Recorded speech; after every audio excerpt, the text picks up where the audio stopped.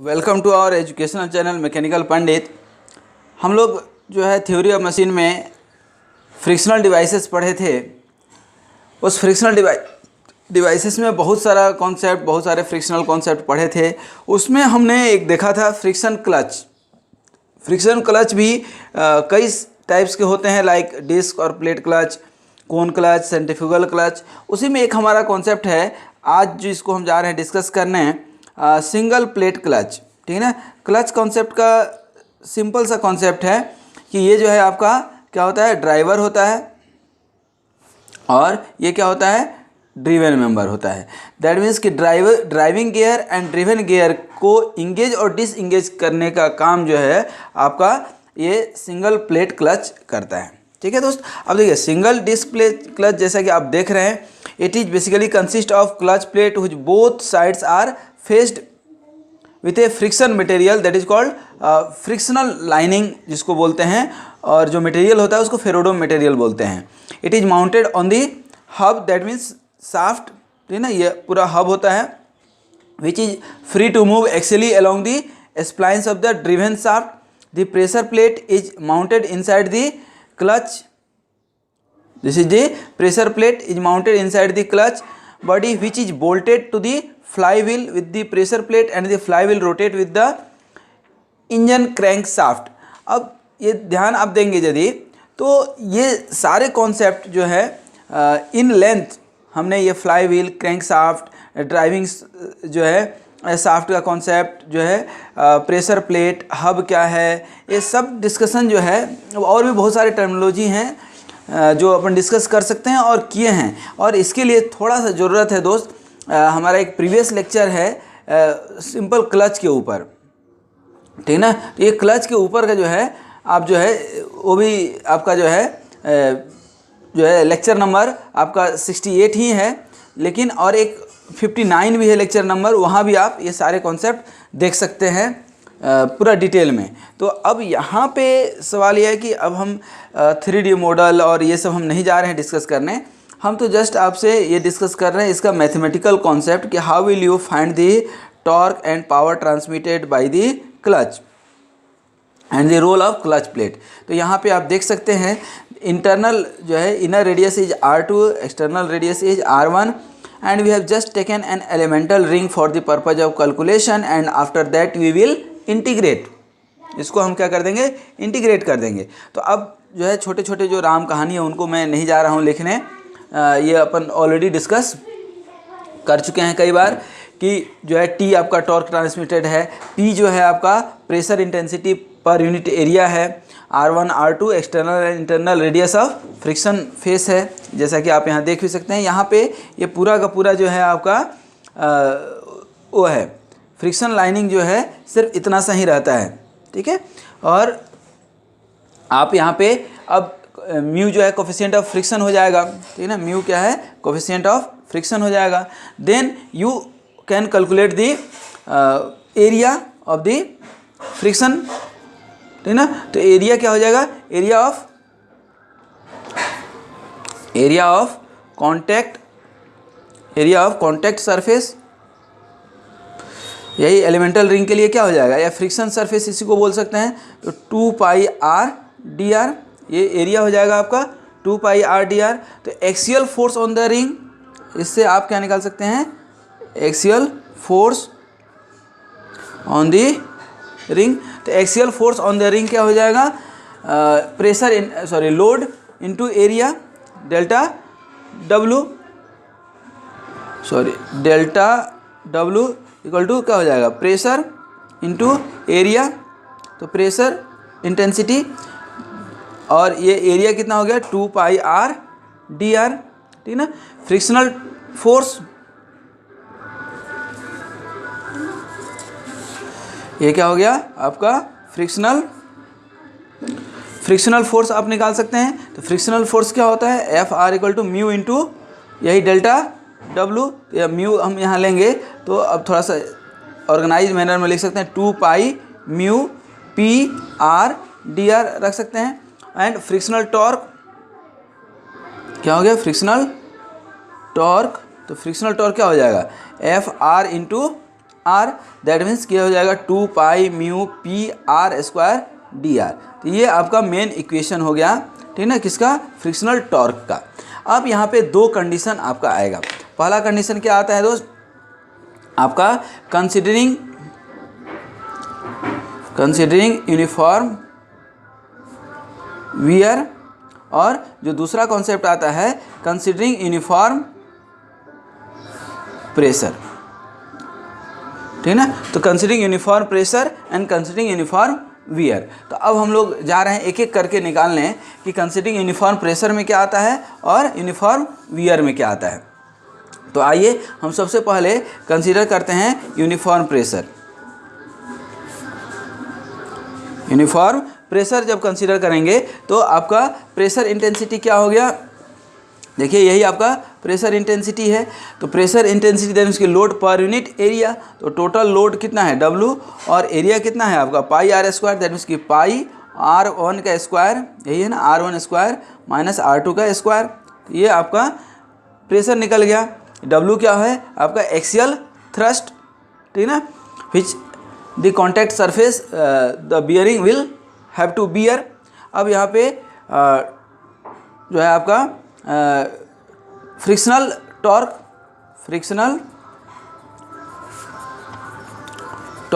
तो ये T R अभी आपने निकाला है, देखिए यहाँ पे यही है ना फ्रिक्शनल टॉर्क। क्या लिखेंगे 2 पाई, देखिए ये 2 pi mu P R square D R, ठीक ना, 2 pi mu P R square D R. अब इसको क्या कर देंगे हम, इंटीग्रेट कर देंगे तो हमारा क्या निकल जाएगा टोटल टॉर्क। तो ये टोटल टॉर्क, तो ये टी आर इक्वल टू ये 2 पाई म्यू पी, इधर रहने दीजिए, ये आर स्क्वायर डी आर को इंटीग्रेट करेंगे कहाँ से कहाँ तक, देखिए R2 से R1, यही है ना हमारा कॉन्सेप्ट, R2 से R1 कर दीजिए, R2 से R1। तो ये टोटल टॉर्क कितना हो जाएगा, ये क्या हो जाएगा 2 पाई म्यू पी, और यहाँ पे R3/3, और इंटीग्रेट हो जाएगा R2 से R1। तो अब यहाँ पे आप निकालेंगे तो क्या हो जाएगा, ये 3 को बाहर ले लीजिए, तो 2/3 म्यू पाई भी रहेगा, और P के जगह पे क्या रख सकते हैं W अपन, देखिए यहाँ पे W अपन पाई R1 स्क्वायर माइनस R2 का स्क्वायर, और इंटू ये क्या हो जाएगा R1 का क्यू माइनस R2 का क्यू। देखिए तो यहाँ पे इसको हम क्या लिख सकते हैं 2/3, ये पाई से पाई कैंसिल हो रहा है, तो म्यू W, और क्या हो जाएगा R1 क्यू माइनस R2 का क्यू अपन R1 स्क्वायर माइनस R2 का स्क्वायर, ठीक है। तो अब देखिए यहाँ पे क्या हो गया 2/3, ठीक ना, म्यू W R, और ये हो गया total torque, where R equal to क्या लिख सकते हैं, ये R1 क्यू माइनस R2 का क्यू अपन R1 स्क्वायर माइनस R2 का स्क्वायर, ठीक ना। तो 2/3 म्यू W R। तो अब यहाँ पे यूनिफॉर्म प्रेशर में जो है आप क्या लिख सकते हैं, टोटल टॉर्क कितना निकला 2/3 म्यू W R, ठीक ना। तो ये आपका सिंगल प्लेट क्लच के लिए कंसीडरिंग यूनिफॉर्म प्रेशर, ये आपका वैल्यू आ गया, ठीक है। अब यहाँ पे जो है यदि किसी बुक में या कई जगह पे आप भी लिख सकते हैं, देखिए म्यू W R भी हम रख सकते हैं सीधा। तो R इक्वल टू यहाँ क्या हो जाएगा 2/3, इधर हम ले लिए कांस्टेंट में, ठीक है, R1 क्यू माइनस R2 का क्यू अपन R1 square minus R2 square. तो दैट डिपेंड्स, ठीक है, दोनों जगह म्यू W R जो है करने के लिए, क्योंकि यूनिफॉर्म प्रेशर निकालें, यूनिफॉर्म वियर में भी यही म्यू W R का कॉन्सेप्ट आएगा। तो यहाँ पे हम म्यू W R भी रख सकते हैं, बशर्ते R इक्वल टू जो है हम ये कंडीशन लिख दें, ठीक है। अब देखिए दूसरा जो है क्या है आपका यूनिफॉर्म वियर, ये जो है आपका A वाला था यूनिफॉर्म वियर। तो अब यूनिफॉर्म वियर में अपने को मालूम है कि pressure into velocity is constant, तो velocity is directly proportional to radius, ठीक है ना। The normal intensity of pressure at a distance R from the axis of the clutch, ठीक ना। तो अब यहाँ पे P into R equal to, यदि आपने कांस्टेंट लिख दिया तो P इक्वल टू C/R लिख सकते हैं, ठीक ना। तो normal force on the ring क्या है, normal force on the normal force on the ring आप निकालेंगे तो क्या हो जाएगा, डेल्टा डब्लू इंटू ये आपका जो है डेल्टा डब्लू यहाँ भी हम निकाल चुके हैं, P इंटू 2πr dr, देखिए यही है ना, P इंटू 2πr dr, और P का वैल्यू मालूम है यहाँ पे C/r 2πr dr, तो ये r से r कैंसिल होगा, क्या हो जाएगा 2π C dr। अब इसको ये डेल्टा डब्लू है, दोनों साइड इंटीग्रेट कर दीजिए, ठीक है ना, ये r2 से r1 जाएगा, तो ये w कितना निकलेगा दोस्त 2π C, और ये क्या हो जाएगा r1 माइनस r2, ठीक ना। तो ये इक्वेशन एक निकल गया आपका W, ठीक ना। अब जब W निकल गया तो यहाँ पे आप C रख सकते हैं, कितना W अपन 2π r1 माइनस r2, क्योंकि इस कांस्टेंट की ज़रूरत पड़ेगी हमें, ठीक है। अब देखिए यहाँ पे क्या निकाल रहे हैं हम, टोटल टॉर्क, ठीक ना, या फ्रिक्शनल टॉर्क, ठीक ना, टॉर्क। तो यहाँ पे टॉर्क जो है फ्रिक्शनल टॉर्क जो आप निकाले थे, ठीक है ना, तो कॉन्सेप्ट वही रहेगा जो हमने यहाँ पे निकाला है, 2π mu P R square D R, ठीक ना। तो हम यहाँ पे क्या लिख सकते हैं 2π mu P R square D R, जो हम वहाँ लिखे थे। यहाँ पे आपको अब कुछ नहीं करना है, P की जगह पे वैल्यू रख देना है, P की जगह पे C/r, क्या रखेंगे C/r r square D R, तो ये r स्क्वायर से r कट गया, तो बचा क्या 2π mu C r D R. अब इसको इंटीग्रेट कर दीजिए r2 से r1, और इधर tr को भी इंटीग्रेट किया आप, ठीक है ना। इसको जब आप इंटीग्रेट करेंगे तो आपको क्या मिलेगा, टॉर्क टोटल, और ये ध्यान दीजिए 2π म्यू C तो कांस्टेंट, और r डी स्क्वायर, r क्या हो जाएगा r स्क्वायर बाई 2, ठीक है ना, r square by 2, r square by 2, और ये r2 से r1 होगा, ठीक है। अभी देखिए 2 से 2 इधर क्या होगा, कैंसिल होगा, तो हम क्या लिख सकते हैं पाई म्यू, और C का वैल्यू अब हम रखना चाहते हैं, C का वैल्यू क्या है, यही है ना W अपन 2π r1 minus r2, 2π r1 minus r2, और ये जो है अंदर में अब क्या बचेगा r1 square minus r2 square, क्योंकि ये 2 और 2 कैंसिल कर दिए हैं, ध्यान रखिएगा। तो क्या बचेगा r1 का स्क्वायर माइनस r2 का स्क्वायर, ठीक है। तो यहाँ पे टॉर्क कितना हो जाएगा, ये क्या बचेगा, पाई से पाई कैंसिल हो गया, तो म्यू W, और ये हाफ ले लीजिए ये, और ये r1 माइनस r2 को उधर ले जाएंगे, और ऊपर में क्या हो जाएगा r1 प्लस r2, और r1 माइनस r2 लिख सकते हैं, r1 square minus r2 square की जगह पे, और ये कितना हो जाएगा r1 माइनस r2, तो ये r1 माइनस r2 और ये r1 माइनस r2 कैंसिल हो सकता है। तो यहाँ पे टॉर्क इक्वल टू क्या लिखा है, half mu W r1 plus r2 लिख सकते हैं, ठीक है। और यहाँ लिखने के बाद जो है इसको क्या लिख सकते हैं, डायरेक्ट म्यू W r, ठीक ना, वेयर r इक्वल टू आप क्या लिख सकते हैं, r equal to r1 plus r2 by 2 लिख सकते हैं। That means in case of uniform wear what we have calculated again mu W r। तो यहाँ पे यूनिफॉर्म वियर के केस में भी आपने टॉर्क निकाला म्यू W r, जहाँ की r इक्वल टू क्या है दोस्त आपका, r equal to r1 plus r2 by 2। तो ये कॉन्सेप्ट हमारा निकला किसके लिए, और यहाँ भी 2/3 की जगह सीधा आप म्यू W r रखिए, यहाँ म्यू W r रख दीजिए सीधा, तो यहाँ r इक्वल टू क्या हो जाएगा आपका 2/3 और r1 क्यू माइनस r2 का क्यू अपन r1 स्क्वायर माइनस r2 का स्क्वायर, और यहाँ पे r equal to r1 plus r2 by 2। तो इस तरह से आप यहाँ देखिए mu W r uniform pressure के लिए ये निकला, और यूनिफॉर्म वियर के लिए ये निकला, ठीक है। अब इसमें जो दूसरा एक कॉन्सेप्ट है किसका, कि आपका देखिए यहाँ पे एक बार और लिख देते हैं, in case of uniform wear के लिए आपका क्या निकला, T equal to mu W r, जहाँ की r इक्वल टू क्या है r1 प्लस r2 बाई 2, ठीक है। और B क्या है, यूनिफॉर्म प्रेशर के लिए भी क्या निकला आपका म्यू W r, ठीक है ना। लेकिन यहाँ पे r इक्वल टू क्या है 2/3, ये R1 क्यू माइनस R2 का क्यू अपन R1 स्क्वायर माइनस R2 का स्क्वायर, ठीक ना। तो ये आप ध्यान यदि देंगे तो ये आपका फार्मूला मल्टीपल पर्पज है। पाइवोट कोलार बियरिंग में भी यूज हुआ है, ठीक ना, फ्लैट कोलार बियरिंग में भी यूज हुआ है, फ्लैट पाइवोट बियरिंग में यूज हुआ है, आपका डिस्क में यूज हुआ है, ठीक ना, मल्टीपल डिस्क में भी हम यूज करेंगे इसको, कोन क्लच में भी इसको यूज करेंगे। तो दैट इज द कॉन्सेप्ट। अब इन जनरल जो है यदि आप देखते हैं, ठीक ना, इन जनरल यदि हम देखें, इन